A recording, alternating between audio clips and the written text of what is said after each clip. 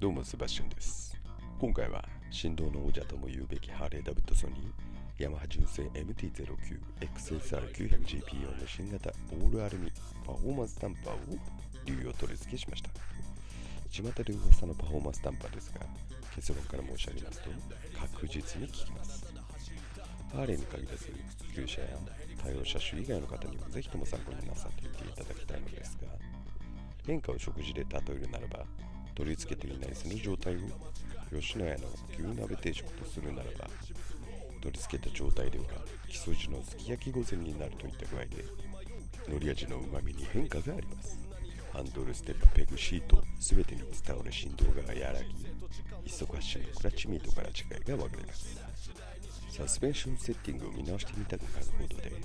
強めのフロントブレーキのノーズダイブからコーナーへアプローチする際の安定感、寝かし込んでいく際の滑らかさ、コーナリング中のキャップのクリア性能、立ち上がりのトラクション、全てにおいて合成感や収束性が向上し、極端に言えば石畳を走っていた感覚から路面をアイススケートする感覚へ変化するといったインフォメーションです。近年ラバーマウントエンジンバランサーで不快な振動を打ち消す方向でバイク開発が進められておりますが、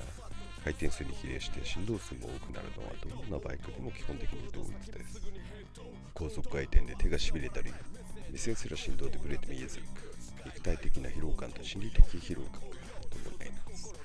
ダンパーなしの状態の振動数を10とするならば、取り付けることで3ほどになるイメージで、高回転へ向けた振動数はなしの状態では10から20へと順次増えていく方向性ですが、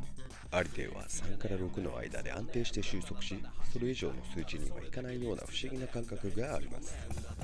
高性能な国産欧州のニットに乗っているかのような上質なライドフィールとなりながらも、ハーレーらしい荒々しいサウンドも失うことはありません。口コミは様々ですが、中級から上級ライダーの方ほど分かりやすいものだと感じ、コーナーの巡航速度が高い、ステップと体重移動とリアタイヤで曲がる感覚を理解しているライダーにとっては目から鱗のパーツであると言い切れます。またフロントフォークへスタビライザーやステアリングダンパーを装着しているバイクには、それらの強化パーツで相乗効果を示す傾向にあり、一層体感しやすいでしょう。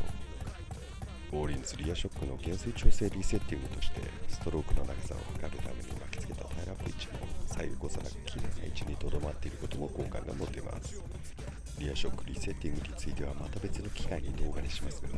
利用する際に必要となる情報として、